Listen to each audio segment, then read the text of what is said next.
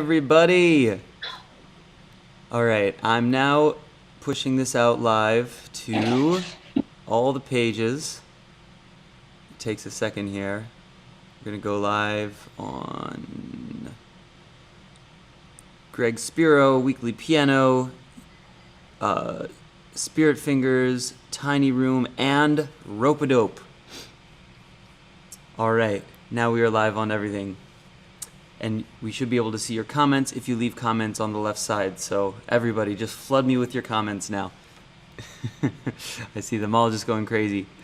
All right, we have a very special release this morning. By the way, we have Max Garrell on with us. I'm going to go over to here. Okay, Max, they can see you now. Morning, everybody. This is Max Garrell. We are releasing the Spirit Fingers first instrumental single entitled Nails, featuring Mr. Max Garrell there, Mike Mitchell, and Dario Cazzolino, and myself. So that's what this live stream is about. But before we do that, I actually was just having a lot of fun with this. I was listening to, there's a live stream that Andy Serkis is doing. Here, wait, check this out. You just have to hear a little bit of this. You can only hear it now. Too hungry outside, but he was no west, which shows how low spirit. And earlier in the stream, I wish I could actually show it to you. Maybe there's a screen where I can show it to you. Oh yeah, if I go to web, here, check this out. I might be able to actually show you the window. He made up his mind that he would not be mistaken, and he came to the door. Yeah, there it is. Max, you can check this out too if you look up my screen right now. Whispered with the hobbit. So I had this idea that would be fun of like, I feel like his voice is so, it sounds like a movie score. His voice sounds like a movie score. And he's reading Lord of the Rings, I think. Or maybe The Hobbit, I'm not sure. It's the Andy Serkis Hobbit-thon, so maybe he's reading The Hobbit. But I thought it would be really cool to orchestrate this live a little bit. So I have my piano here, but I need to go to I need to pull up a patch that's a string patch. Until all hope of escaping in any other way just Greg padding in the background. Yeah, wait, just check this out. Check this shit out. This is going to be really fun. Very high indeed, had altogether okay, I'm going to my plugins, EST, Native Instruments, they all Contact. Their own shares in the treasure, which I just have to pull up a string sound. Are we live on everything, by the way? Let me make sure we're actually live. Oh yeah, we got some comments there. Sweet. All trusted Bilbo. Howdy Dan, howdy Jesse. Okay. Would happen, you see? So at least some people are seeing this, but perhaps that check was this part shit of the out. reason. Tell me if you stop hearing what's going on, because it's possible Facebook can flag me for doing this, but I don't think they'll do it at least immediately, so I'm going to try this.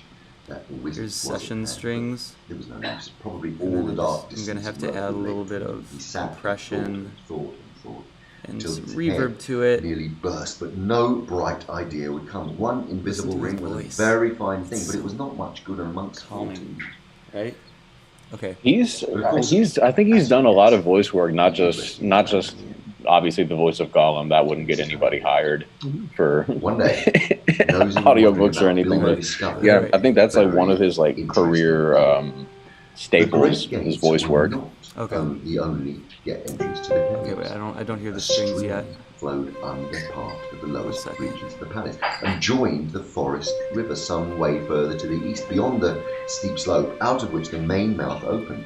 Where Max, this underground watercourse yes, I can. There was a water gate. There, the rocky roof came down close to the surface of the stream, and from it a portcullis could be dropped right to the bed of the river to prevent anyone coming in or out. But the portcullis was often open, for a good deal of traffic went out and about.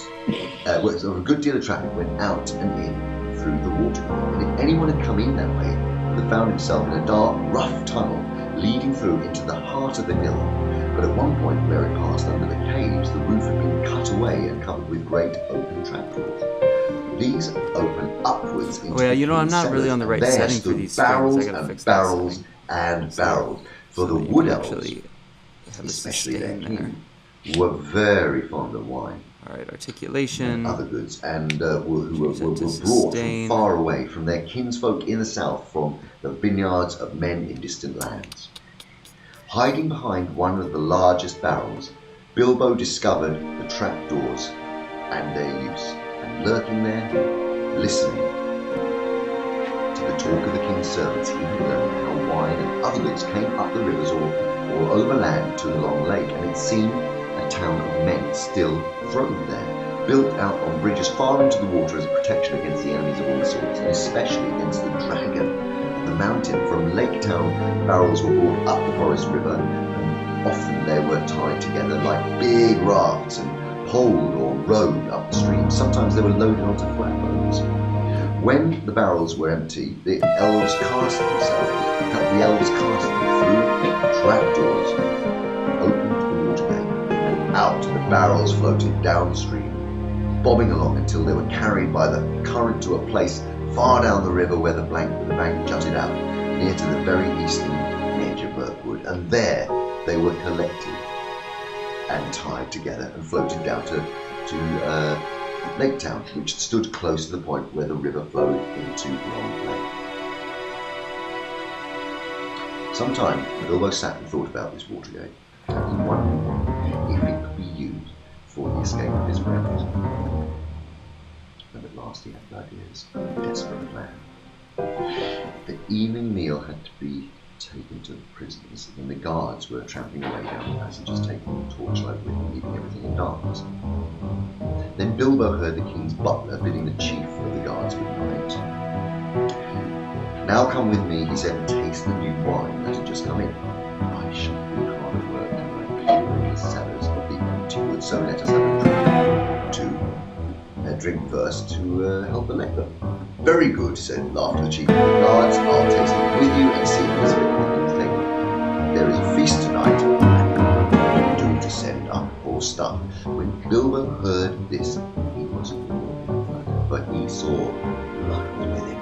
He had a chance at once to try his desperate plan. He followed the two elves until they entered the small cellar and sat down at a table, which two large flagons were set. Soon they began to drink and laugh merrily, and luck of an unusual kind was with them. It must be potent wine to make a wood elf drowsy. But this wine would, it would seem, with the heavy vintage of the great gardens of the Dorwinians, not met Okay, I'm gonna stop. his soldiers. This is or too his much fun servants, and but too weird. For the king's feasts, And could go on for a very long time. Not for Spirit the Fingers butler's release. I'm going to great make everybody man. listen to me play Very to soon, Andy Chief Serkis Guard nodded his reading head, this book. and What then is this lay book? on the table and fell asleep.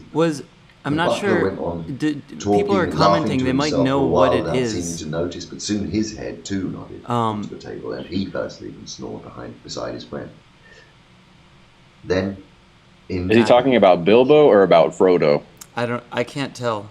very soon, the chief. I wasn't really listening to the words. I was more listening to like the tone of his voice. Anyway, I'm gonna pause this. We can get back to the program. I just thought that was. I know. I tend to get distracted about things. But it looks like our folks are logging on. We've got people watching from all the different channels.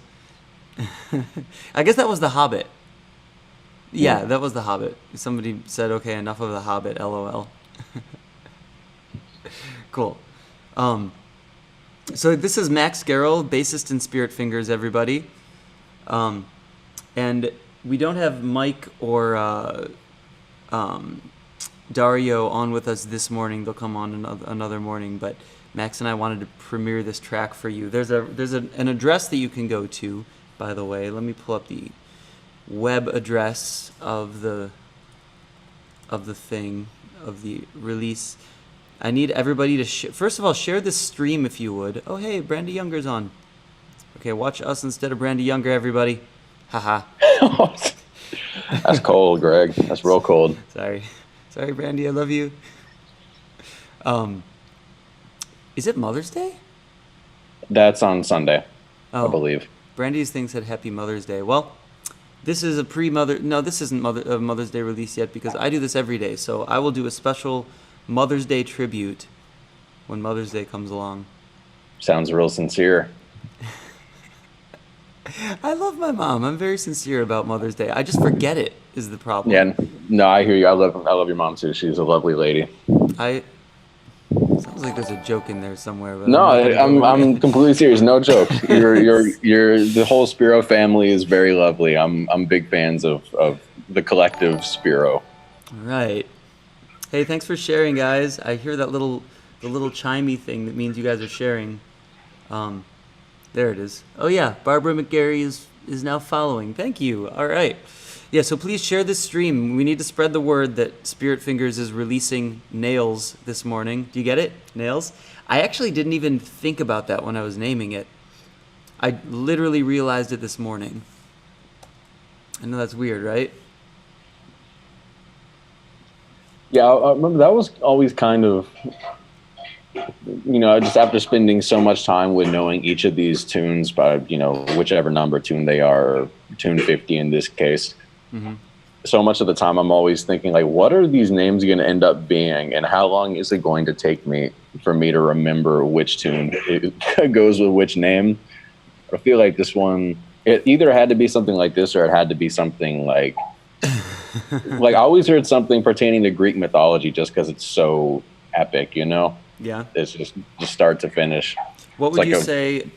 What would you say it would be called if it weren't nailed? What would like the Greek mythological god be? I'm inclined to have it be something relating to the Odyssey. Just you're a philosophical cat, Max.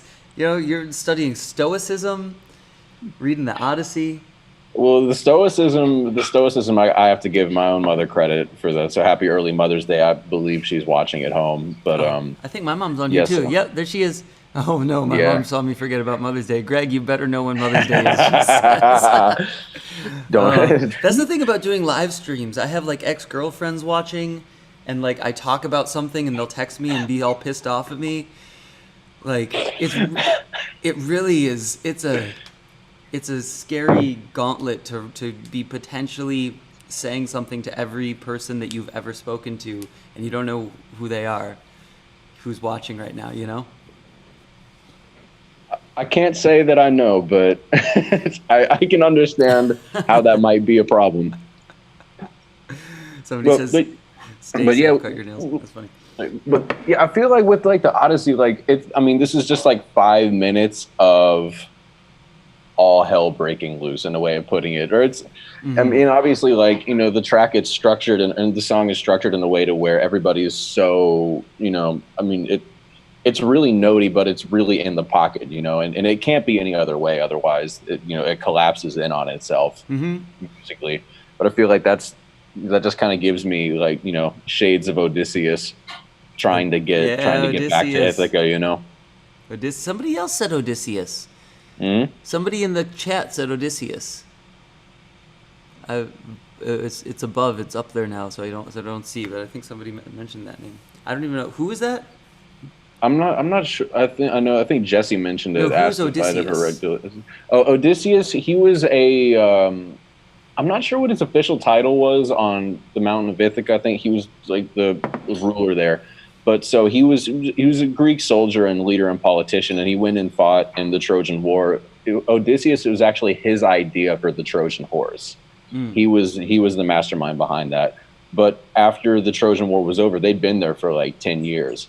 So when they eventually turned around to go home, I don't remember specifically what it was. I think it was something to the effect of I don't think he cursed Poseidon, but he did something that pissed off Poseidon, the god of the sea.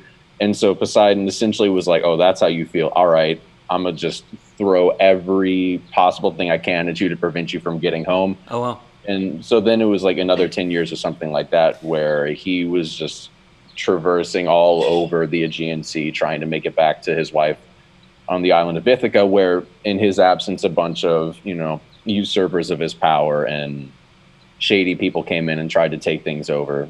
So then he eventually got back and showed up in restored order. But yeah, so I mean, it's just a guy essentially lost at sea for years trying to get home to his family, but like a bunch of epic stuff happens.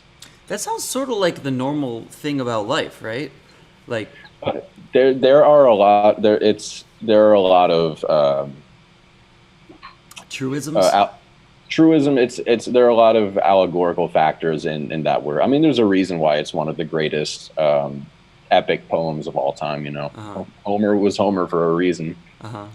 As somebody goes far away from his home to fight a battle, and then I guess wins the battle, but then tries to get home, or just leaves the battle, or what? Was the war over when he tried to come back home? I've never read the story, so. Yeah, the Odyssey is the immediate success. It is the immediate successor. It immediately follows the Iliad, which was the book of the Trojan War that Homer wrote. Gotcha. So yeah, as soon as the Trojan War is over and you know the Greeks were satisfied, they turned around and sailed back home, but they had to cross the Aegean Sea. Mm-hmm. So and I guess Troy was what we now know as Turkey.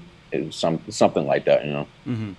Yeah, interesting. So the story of after you leave the battle that you thought was your main obstacle, and then just getting home becomes a whole journey of challenges and obstacles in and of itself.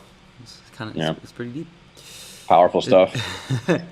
I may have to read that at some point. Why don't we play everybody Nails here? Maybe before we play the actual audio version, because so here's one thing about the audio version is our distributor Vidya, which is through Rope-A-Dope, that they are really, really good about copyright protection.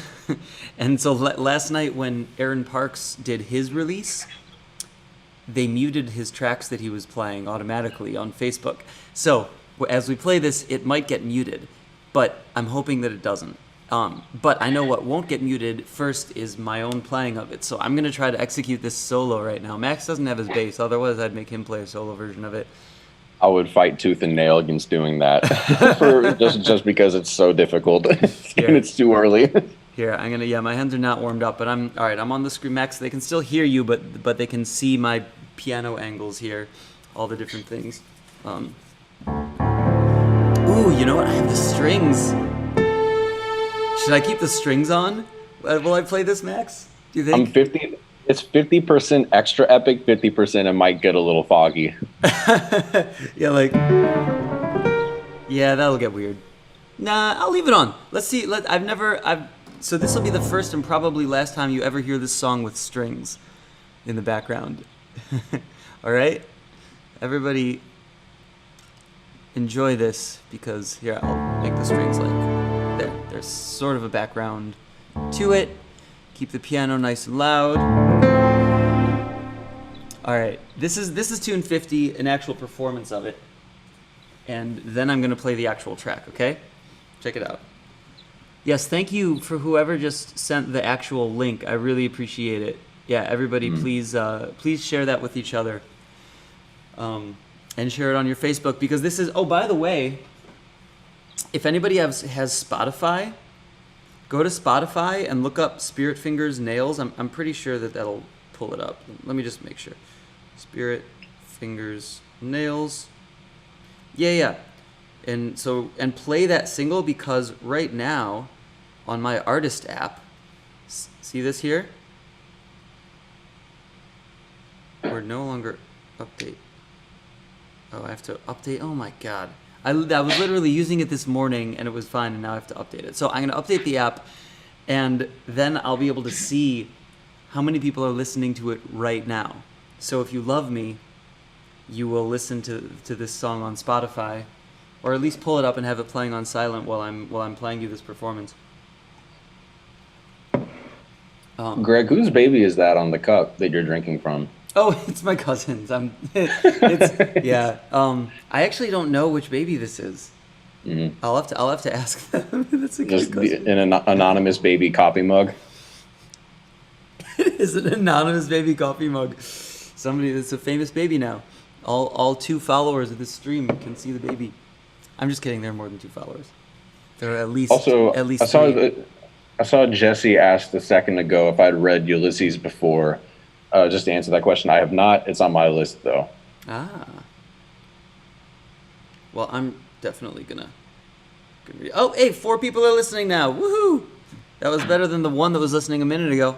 All right, so you guys are going onto your Spotify. Everybody, so I can see here how many people are listening to the song. So everybody go and listen to the song and make this thing get super famous and have billions of streams and make us millions of dollars, because that's definitely going to happen with a crazy fusion jazz song. And I mean, in the year 2020, anything is possible, if we're being honest. I mean, this is true. This is true. But yeah, and if you don't use Spotify, which some people are saying they don't use Spotify, please go to that link, that I have on my Facebook and also on this other screen here that I'll pull up in a second. Then you can listen to it on Apple Music or whatever else. Or you can actually, I think there are places where you can still pay $1 for it and download it, but I just don't expect anybody to do that ever anymore.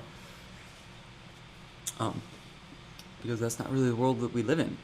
Anyway, so this is Nails. I'm gonna play it for you, and then we'll play the song itself. So this is, and I'll explain it a little bit too. It's in, we call it bass 5, which is 5 16th notes for every quarter note. So it's really 2016 divided into groups of 5. So it sounds like 1, 2, 3, 4, but goes like 1, 2, 3, 4, 5, 1, 2, 3, 4, 5, and then that becomes the basis for the whole. Hey, thank you. Somebody says, hi, Greg. I'm your fan from Korea. I'm G1. I remember you from yesterday, actually. I appreciate it. Hey, spread this around Korea, because we definitely want to come play there when coronavirus is over. I just spread this song like coronavirus. Oh no! I'm just kidding. Way too soon. Oh no! Yep, just lost all my fans. That's okay. Bass 5, like BASE 5. Like the bass of the song is in 5, so like 1 2 3 4 5 1 2 3 4 5 1 2 3 4 5 1 2 3 4 5. So like the bass is 5, but it actually can be counted in 4. So it's like 1 2 3 4 1. This is a lot of the Spirit Fingers songs are like that. Even though like the one in 1716, it's like 17 16th notes in a quarter note basically. That's sort of that was the polyrhythmic concept that eventually became Spirit Fingers. I feel like every single thing somebody says, I want to make a coronavirus joke now, which is really in terrible taste. Like somebody says, "Oh my God, that note's sick." Restrain yourself, Greg. I'm trying. By the way, for those of you guys who are who can hear the voice of God in the background, that's actually Max Garrett. And you can't see his face right now, but I promise you it's beautiful. Yeah. Normalized Audio says, you will love Korea. I will. I just need to get my Korean wife and go and move to Korea for a little while, learn Korean, have a bunch of Korean babies. That sounds like a great idea. I'll tell you what, I actually have a buddy that did that in Shanghai. A good friend of mine from Dallas, an incredible trumpet player named Jeremy Sinclair. Oh, and he just met a lovely lady from Shanghai, and he said, all right, I'm moving to Shanghai, and he's over there killing it. I know a bunch of people who did that, especially in the SGI, the Buddhist organization that I'm with. Like a lot of jazz artists, actually. They because, well, first of all, the SGI is really popular among jazz artists, but it's a Japanese organization. So a ton of the people who are really into it here are actual Japanese people who moved here. So a bunch of the jazz artists that got into it, it was this weird mix of like really super talented, mostly African American jazz artists in like the 70s and 80s getting into this thing that was brought here by a bunch of like little Japanese women, and then a lot of them got married, and then some of them moved to Japan. It was kind of beautiful. It's kind of interesting how like jazz culture and Japanese culture seem to mesh so well, and that's the cultural the what's the word I'm looking for here? That cultural blend, it's interesting to ponder on why that seems to be so fluid, because I know, like, just the jazz market in Japan is so strong and has been for so many years. Yeah. It's the strongest jazz market in the world, actually. You go to Tokyo, and it costs $80 to get into the Blue Note, and it's sold out every night.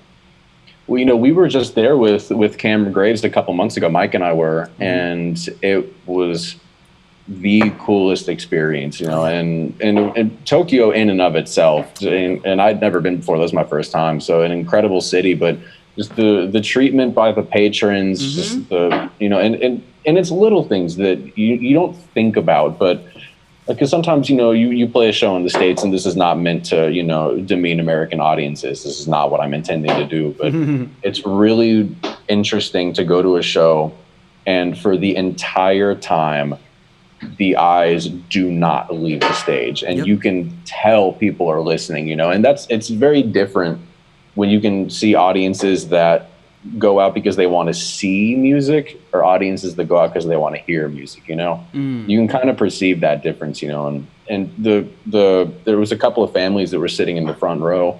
We did 2 sets a night for 2 nights. It was these same people in the front row for all 4 sets. I had the same experience when I played with the Miles Electric Band. We played at Billboard Live in Tokyo and then in Osaka, and there were, for multiple nights at each place, the same people came back and were just there, like, just completely into it, mesmerized and super attentive. I feel like in the U.S. people are there to be more social than they are to listen, which is okay too, but the culture in Japan is like, they want to go there and absorb this art, and they see it as something that is as special as it actually is. That's one of the reasons that I actually do want to live there at some point, and I'm learning Japanese.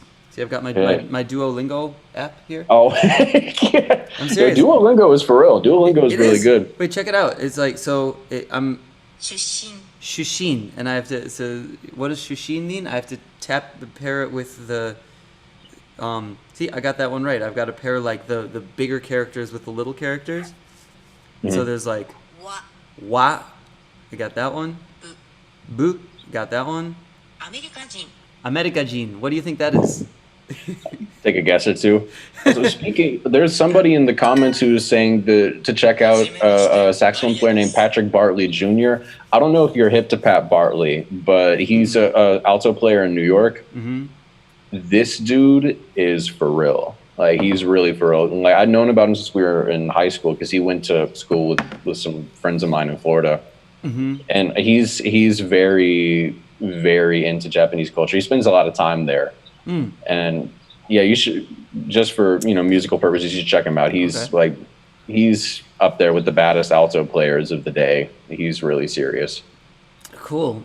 Yeah, it's I've some of the great. I mean, obviously Thundercat's into Japanese culture really heavily, and then a lot of the people in that scene, that like the sort of West Coast, like JD Beck and Domi are super into Japanese culture. JD actually hipped me to this artist out of Tokyo that has the weirdest shit ever. It's like everything is faster than you can possibly absorb it, and the chord changes are going by like insanely, and it's these like break beats, and it's executed so impeccably, and it's very musical, but like really twisted in these weird ways.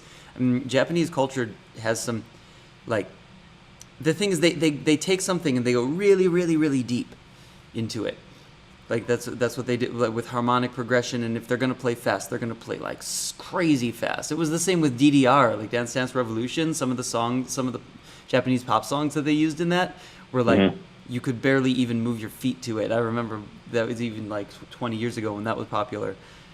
But yeah, that goes like, and in food too, sushi, like you go really deep into sushi culture, and it's like almost unbelievable how detail oriented and artistic they get with it. Yeah, I'm sure.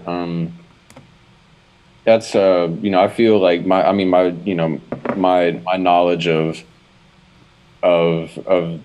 that culture is so just immensely surface level, kind of oxymoronic, but like it's just even the couple of days we spent there, you can tell it's there's just an attention to detail in all things. I mean, like just at the staff at Blue Note Tokyo, like I remember I can't remember a time I've ever been around friendlier venue staff, and that's every phase, you know. Yeah, the venue staff, they're so polite. Yeah, and we went in. We had a couple. We had like some free hours before we had to go to the airport to come back to LA, and then we hadn't had sushi at that point, and I figured, well, we would be remiss if we didn't find a way to fit that in while we're here. And I think I'm probably butchering the pronunciation, but we found like a nigiri sushi shop, and it was $10 for 10 pieces, and just absolutely unreal. Yeah. And each piece was different, and I wouldn't even know where to begin to describe the specifics of each one, but it's wildly inexpensive. Like the common sushi restaurants there are really, really good and really inexpensive. Which I felt really happy about, because going over there I was a little nervous because I had heard that Tokyo can be a little pricey. It can. It is very polarized. Right. Like I stayed. I remember I can't remember the name of the hotel, but it was one of the. Like I stayed in a fancy hotel there once, and I remember going to the sushi restaurant at the hotel and getting like the tiniest thing of sushi, and it was like $50 for this tiny little like 4 pieces of sushi. It was like $50, and it was good. But then later on, I think it was a different trip. I was staying somewhere else in Tokyo, and it was a much more reasonable area. I went out into this like the district that was supposed to be like the young hip district. Was it Shibuya? Yeah, Shibuya. Yeah, I went out in Shibuya. I went to this sushi restaurant that was one of those like cart ones. It had like the all the sushi on the rotating cart thing, and we ate till I was stuffed. And it's hard to get stuffed on sushi. Like you have to eat a lot of sushi to get stuffed, and it was like $10 a person. It was just crazy, and it was amazing. It was better than at the fancy place. So it's kind of you got to be careful where you're going, because people there do have a lot of money and can waste it really easily. Yeah. So there are some expensive, crappy places, but there are also cheap, amazing places. You just kind of have to know where to go. Yeah, no kidding. Well, so we can ramble on about Japan as long as we want. Let's hear some Tune 50. Okay. All right. Cool. I'll play it first. But wait, real quick first. はじめまして、マリアです。 Do you know what that means? I have no idea what that means. Hajimemashite means, I think, nice to meet you. Let me see. Yep. Hajimemashite. And Maria des means I am Maria. Hajimemashite, Greg des. See? I'm learning it. I'm getting it. All right, here. I'm going back to the opening screen now so you can see my hands, and I'm going to play the song. Turn my volume up a little bit.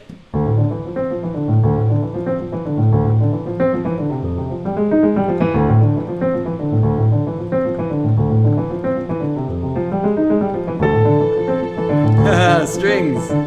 Forgot about that.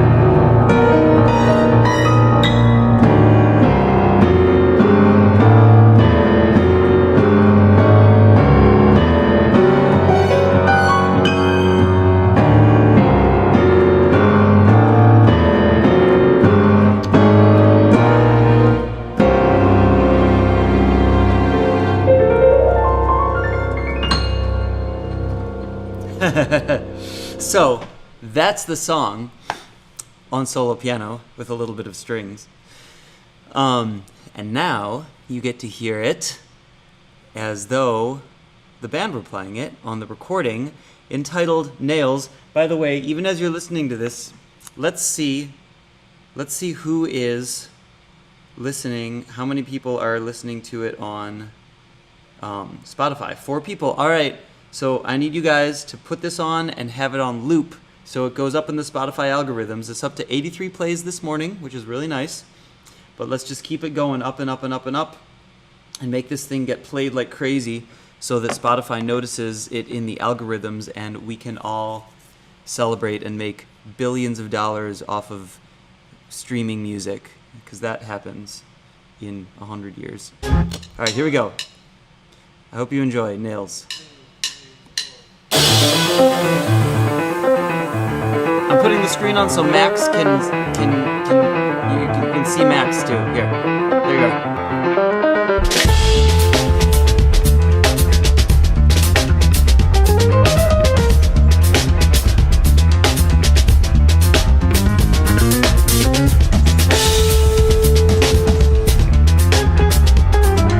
I love that people are naming the scales that we're using in the song.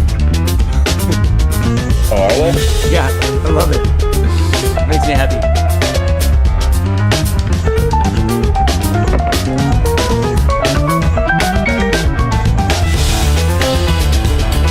I'm just a frustrated drummer. I think we're all frustrated drummers in some way, shape, or form. Can you guys hear it all right? It's not being muted by Facebook?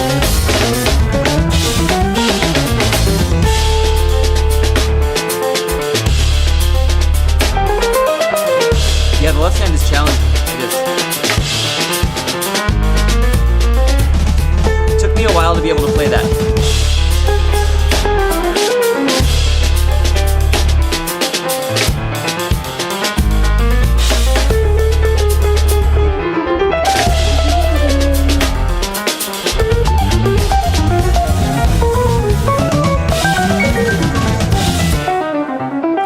Check out Max hitting these unison lines. Yeah, this line, this line was the bane of my living existence. Trying to get this down at speed.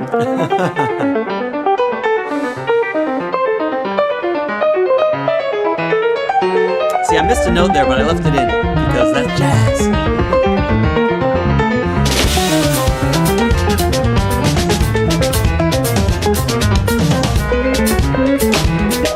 Max Carroll, everybody.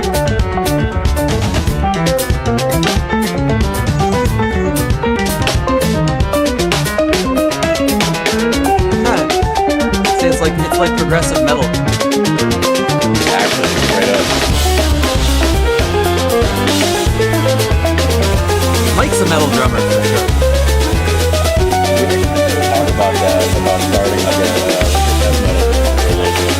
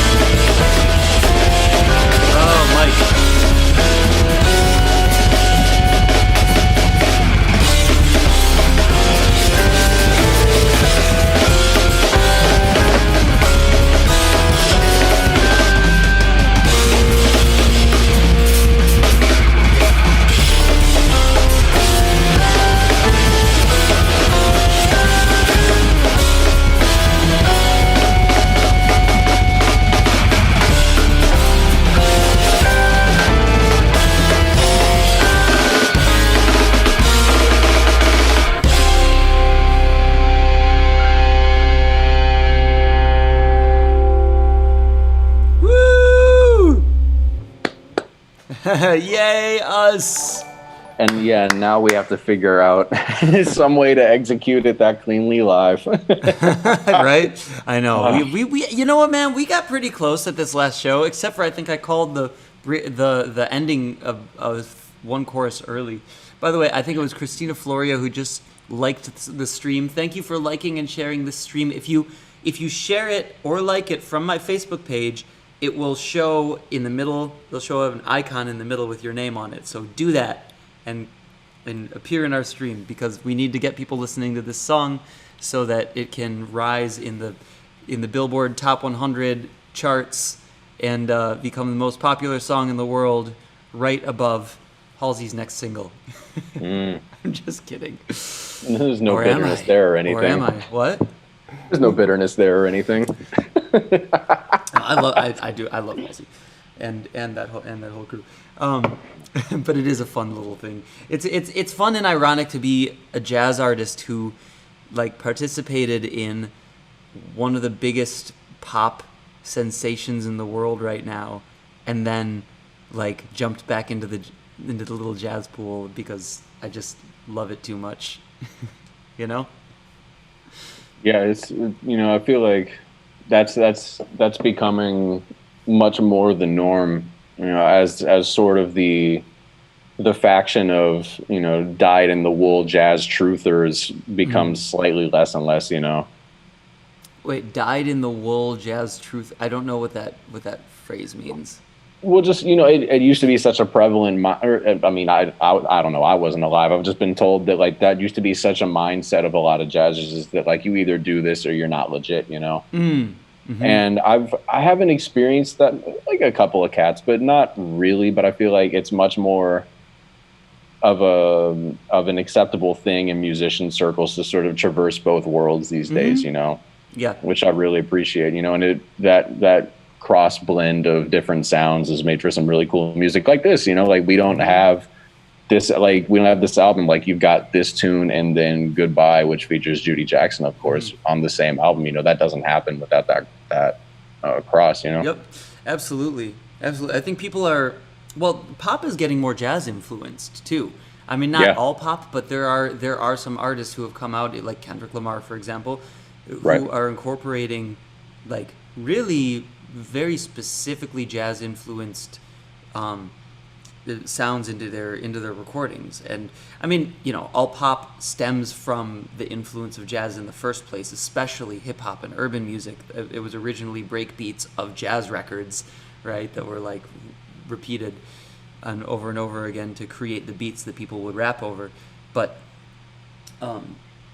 it's moved away so much from that in the popular culture and popular eye, and now it's like taking these two pieces are cross-pollinating more. By the way, somebody asked what genre that is. I really don't know. It's like, I don't know what genre that is. Progressive jazz metal? I know. Like, whenever we do that sort of vibe with Cameron, we've started calling it thrash jazz. Thrash jazz. That kind of fits it pretty well. Should we make thrash jazz a thing? Have like the Cameron Graves and Spirit Fingers tour, where you and Mike will just be playing all night, and then we'll just do like the two groups back to back playing thrash jazz. It'll be the thrash jazz tour. That would actually be interesting too, because it's the same instrumentation in both bands. It's do you guys similar. have a guitarist too? Yeah, Colin Cook plays with us now. Oh yeah, Colin, he's badass. Yeah. Oh yeah, Colin's a monster. Man, Colin's freaky too, because I remember, like, I knew of him for a little while because Cameron, before Mike and I started doing the trio stuff with Cameron, Cam was doing this LA band with Colin on guitar and Aaron Haggerty on drums, and Joe Cleveland was on bass. Mm-hmm. So that band was stupid. Like, it was crazy, stupid in a good way. Joe is amazing. Yeah, Joe's unreal. Yeah, I've got a lot of Joe stories. I can't go down that rabbit hole. I'll be there for days. I know. I mean, just because we used to live in the dorm together at Berkeley, so like we go way back. But so he used to have that band, and we were doing the trio. And when we started doing more of the metal stuff with Cameron, he was like, "We need a guitar player. Like, I really want that sound." And so he said, "I'm going to bring Colin in." And I first met him. We did Monterey Jazz Festival with Cameron, and I just met Colin like the day before, and he's just the sweetest guy, like instant chemistry. And like, you would never know because he's super sweet, soft spoken, but as soon as he gets that guitar in his hand, he's a murderer. He's unreal. Yeah, that would be fun to see him and Dario go at it. you know? They're very similar people in terms of just their like the way they interact with other people, you know? Yeah, they're super chill, and like, Yeah.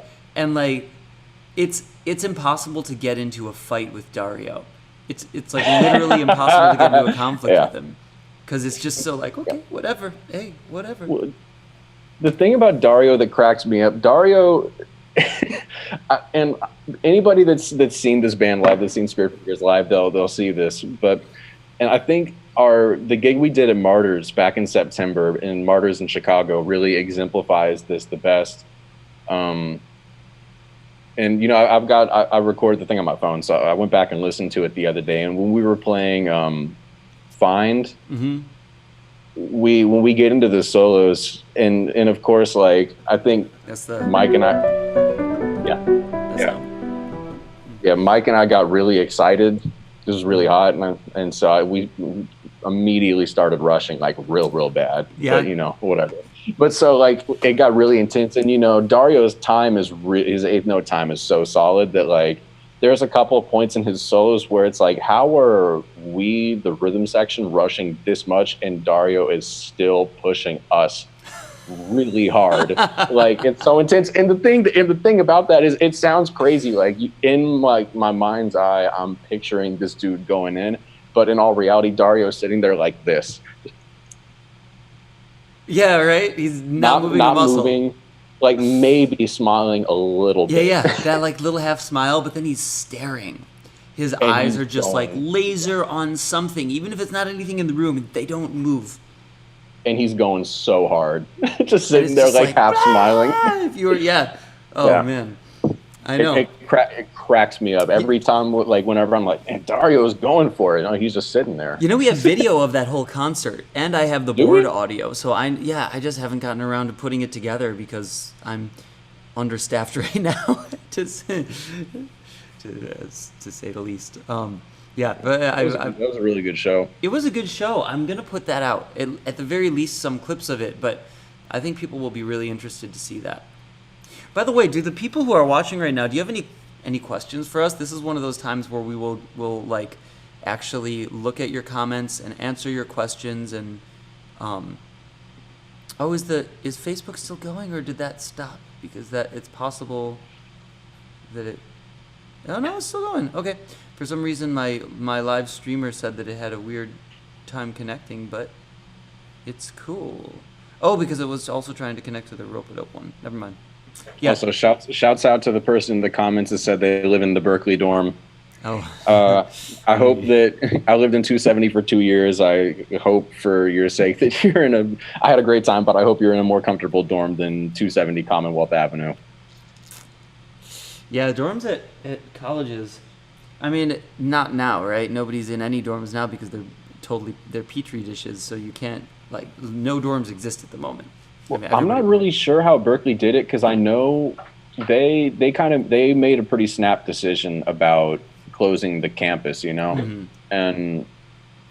And it's easy for me to say this because I'm looking at the way they did it, and it's like, you told people the campus was closed and they got to be out of the dorms in like under a week. In a city like Boston, which is in the top 5 most expensive cities in America to live in, you've got international students that they've just got to find a flight home in under a week. Like there's so many reasons why that was in my opinion, kind of a foul thing to do. But at the same time, also, like, I understand, like, what else are you going to do? Yeah. You know? Well, yeah, it's the option of, like, make it more likely that everybody gets really sick and that you have these big outbreaks and then the emergency rooms are overloaded, or make it really inconvenient for a lot of people, you know? Yeah, it's, you know, you're really in between a rock and a hard place in terms of Berkeley's management of that scenario. And at the time, they didn't have any cases. I don't know if that's the case now still. But hey, if nothing else, at least it's in like one of the best, you know, medical cities in the world, you know? Yeah, yeah, that's true, I guess. You know, that's one of the interesting things about people cities lifting the quarantine rules now. It's like, people have to realize that doesn't mean that you won't get sick. That means you're like that there is space for you at the ICU if you do get sick. So we can do that.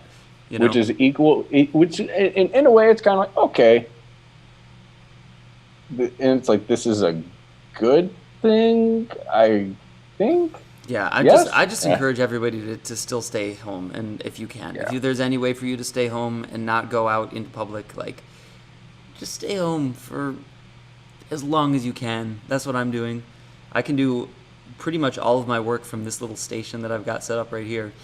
So I'm just isolating and making sure to meditate and work out and keep myself healthy in body and mind, and just stay. But we're fortunate though, you know, not everybody is in the position, you know, because you know, we have the tools that we're able to work from home, but you know, a lot of people don't. So, you know, to anybody that's watching this, that's struggling with, you know, everything that's happening right now, you know, this doesn't do anything for you, but you know, we're thinking of you, you know, and wishing you the best and hoping that, you know, you find a way to successfully navigate what is a what's uncharted territory for anybody that's currently alive, you know. So well, and those people should know that they have our deepest appreciation, especially people like healthcare workers who are out and have to be exposing themselves to this in order like to do the greater good that they have decided to do with their lives.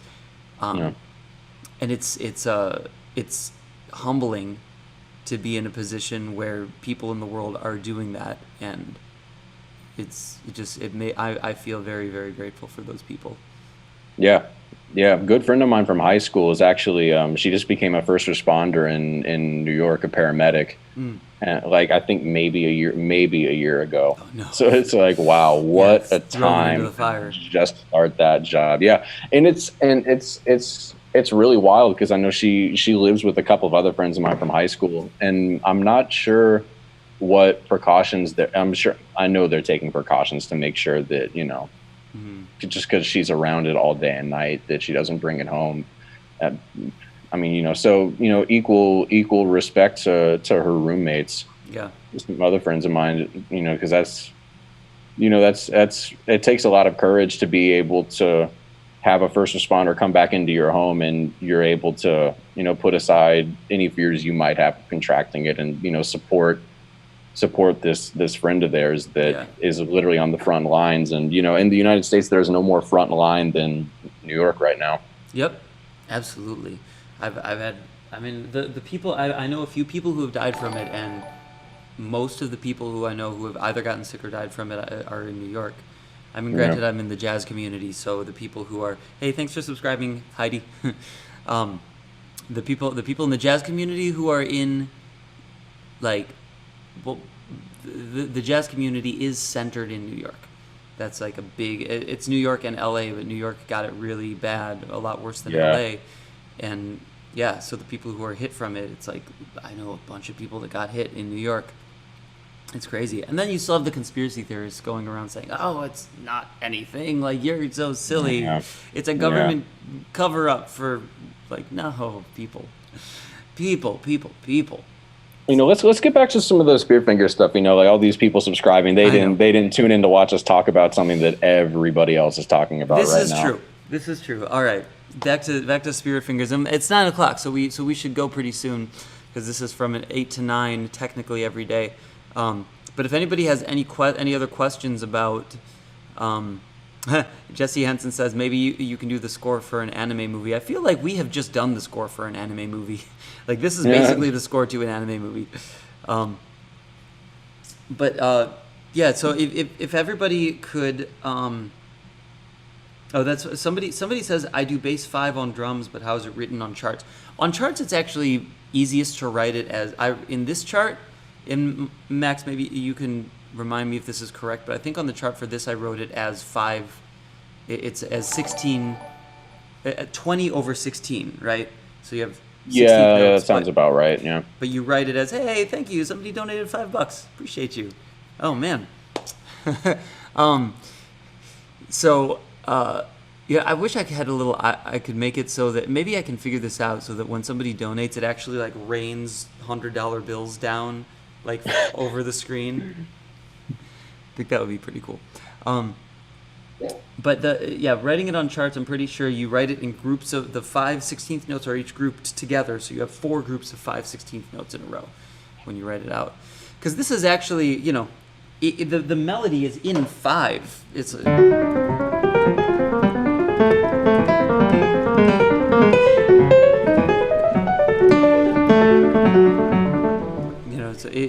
it's actually, it's important to write out all those notes when you're giving it to somebody to play.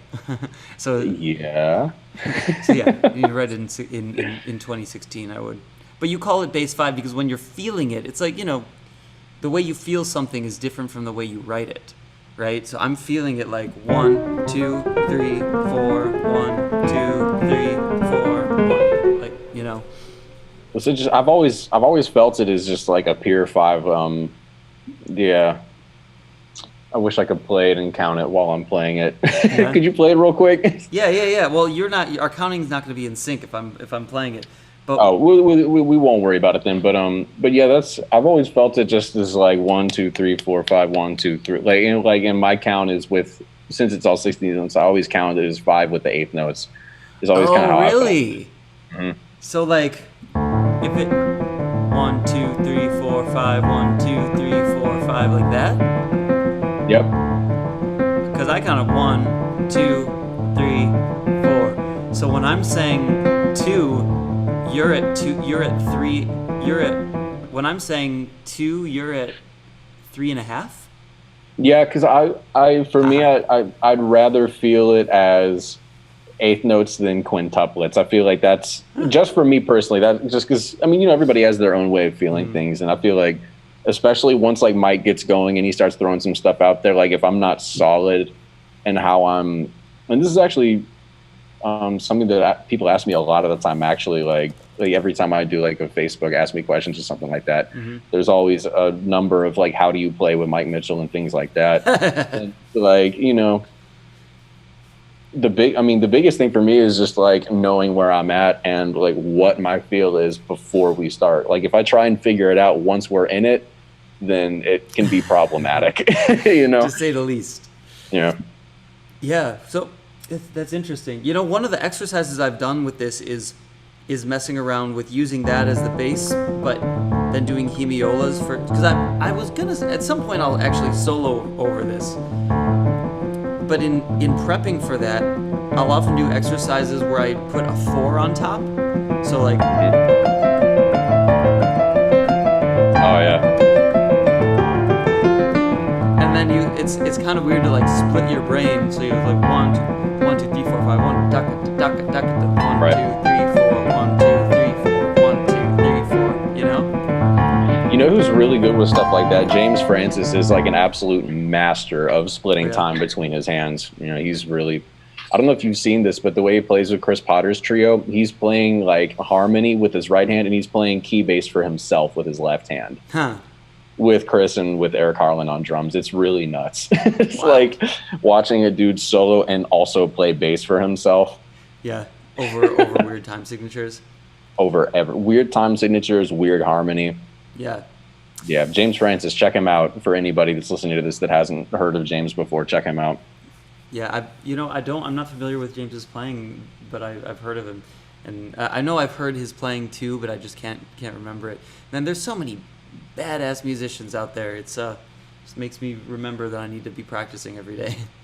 Oh yeah, because if you're, that's like one thing I kind of have to try to not, live and die by this mentality. And I used to have this whenever I was younger, which, before I had like a career of any sort, which is just that I might not be practicing, but somebody out there is, and they want the gigs that I want just as bad, Yep. So that, I used to think about that a lot. But I had that mentality in college. That's what, and I think practicing at that age is the most important because your brain is the most malleable at that point. Like you're 10 years younger than me, so your brain is still like a spring 10 years chicken. younger to the day. Yeah, which is really fucked up. And it's also the reason that I got your flight information wrong when I was flying you to Europe that one time. Yeah, just for anybody that's wondering what he's talking about, Greg and I have the same birthday, but just 10 years apart. I was born on February 22nd, 95. Greg was born February 22nd, 85. So it was some flight. We were going somewhere for a Spear Fingers date, and I get to the airport, and they're like, we can't check you in. There's a problem with the reservation, and like I could not figure it out. And I don't know. I guess because of my beard, they figured I looked 35. I guess, and so they didn't think about like the year on the birthday being wrong, and eventually we figured it out. But yeah, scary there for a second. Greg put his own birthday instead of mine. Yep. I mean, it's that one number is so easy to miss, like 1985 versus 1995, and it's still really weird that you were born in 95. It's weird that anybody was born in 95. Like, hey, that was a good year. That was, I think, the last year that my Dallas Cowboys won the Super Bowl. So last year. Sports. Yeah, that's a sports is a unfortunate landscape right now. You guys got. Yeah, well, they just announced the NFL season, like every team's schedule yesterday, and I think like the presumptive idea right now is that they would do the season with no fans in attendance. Mm-hmm. And it's so tricky because the athletes, if they were to bring back because right now the NBA playoffs would be happening if things were business as usual. Mm-hmm. So the commissioner, I think they've reopened facilities so people can train. I'm just assuming we're not going to have a season at this point, but so what they're talking about is they can do games with no fans, but the athletes are the ones who are going to suffer from that because they're going to have to quarantine the athletes in between games. Mm-hmm. So you're telling people you can't see your families for however long this is going on. Like, we'll put you in, like, I guess they'd be in hotel rooms. They wouldn't be able to get their own food. Like, they would really be extremely constricted, And so I can't imagine a reality where like a collective league agrees to that. Well, but there's a lot of money to be made, though. Like there is that, And it's like, do you want to quarantine yourself for a year and make $5 million, or do you want to, like, just not make any money and not do this year and then just do it next year? But also, how do you tell a man with babies that, like, hey, we'll pay you a lot, but you can't see your kids for a year? Like because at a certain point, everything is relative, So for like a lot of pro athletes, like it's a lot of money for people like us that, we make jazz musician money, but at the same time, it's all relative, that's, they're paid. If you don't need it, it might be more worth it to just go. And, you can't make somebody play. It's like, right. Like every individual will be able to choose if they want to go home and stay with their kids. I guess it'll be a matter of if more of the people want to go and stay with their kids than they do go out and make their living. Then, it would be a big act of sacrifice on a lot of athletes' parts if they were to choose to play the game. And Drew Brees, the great future Hall of Famer quarterback for the New Orleans Saints, he said something that I thought was really, really. I mean, it's so simple and there's nothing significant about it, but it's such a sentiment, which is just that, he was asked, like, do you miss sports? Do you think sports would make this easier or something like that? And he said, I think right now, we need sports more than ever because it is a way of stress relief for a lot of people. I know Greg, I'm a super sports dude. So you're always on checking out the whatever is going on. Actually, I pissed off Cameron one time because I was watching a game like right up until we walked on stage one time. And you've done that with me too. Yeah, well, especially during fantasy football season, like I got money on that, so it's so ridiculous. Fantasy, the whole idea of fantasy football seems so absurd to me. That's because you don't play it. Yeah, it was like, well, okay, I would like, let's do fantasy jazz, right? We're gonna pick our jazz players and put them together and see which one forms the best supergroup. I'll put like, who would I put? I'll put like Brad Meldau with Stanley Clark and see what happens, right? That's actually one thing I think is really cool about the jazz landscape is that we don't necessarily need to wonder what would happen if a lot of those super groups got together because we've been blessed with a lot of super groups just in reality, like the Second Miles Quintet, Coltrane's Quartet, Keith Jarrett's Trio. Like there are so many and like also even more recently with like Josh Redman's early 90s band when he had Brad Meldau, Christian McBride, and Brian Blade. Yeah, that's one of my favorite groups. That's such and this is, no disrespect to Josh Redman, because he's an incredible player, incredible band leader, and a good band leader knows how to put together a good band, and that band is crazy. Like some of those records and the live performances, oh my god. Yeah, it's like that. Right whenever I was first starting to play upright, whenever I was like 15, 16 in high school, those were some of the first records that I really checked out. Yeah, was the way Christian used to play on those records. Yeah. Totally. I've had many a workout session listening to those YouTube videos that they have. It's a big inspiration. I feel like that's probably a good note to end on. I think I want to play this track for people one more time as we exit the building here, proverbially and not literally. But for those of you who are still with us right now, which is a good amount of people, please go to Spotify. This is the release. So I have the address right there where it says please share. That's Max Garrel with his beautiful lush beard. You can hear his beard on the recording. That is. Smell it too. Yeah. Oh wow! Hey, we're up to 122 streams. Thanks, guys. I've done like 40 streams in the past half hour. So yeah, there are 2 people listening now, so let's bump that number up and let's get more people listening to it on Spotify. Share it with your friends, please. Help us get this out into the world and make billions and billions of dollars selling streams on the internet. And yeah, we love you very much and we thank you for supporting. I'm going to play this track one last time as we get to the exit screen here. So this is Max Garrel, for those of you. By the way, Max has his own project. What's it called? Well, it's just Max Garrel, but what's the album called? So Tbilisi is out. I've also got a single coming out on May 29th called Rochelle's Sparrows, and that's my trio with Mike Mitchell on drums and Rochelle's Sparrows. That's Mike Mitchell on drums and the great pianist Paul Cornish on piano. Yeah, did you guys record that one at my studio, or was that the previous one?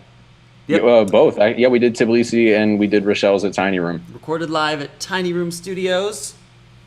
So, yeah, that's the thing. And did I mix that one? Did I help you mix that too, or was that? We did a rough mix for when I was needing to show it to some people in New York, but I ended up sending it to my guy at Dolphin Records, Ben Hickson, and he did the mix and master, the final mix and master. All right. Well, check that out, and then also. The thing you can hear right now is Spirit Fingers Nails. So go to the link up there and please share it. Please share this stream. Tell all of your friends about it. And especially for our international viewers, we really appreciate you spreading the word because we love traveling to your countries when it's not coronavirus world. And one day it will not be coronavirus world anymore. So let's pave the runway for that. Indeed. All right, this is Nails by Spirit Fingers, everybody. Thank you very much.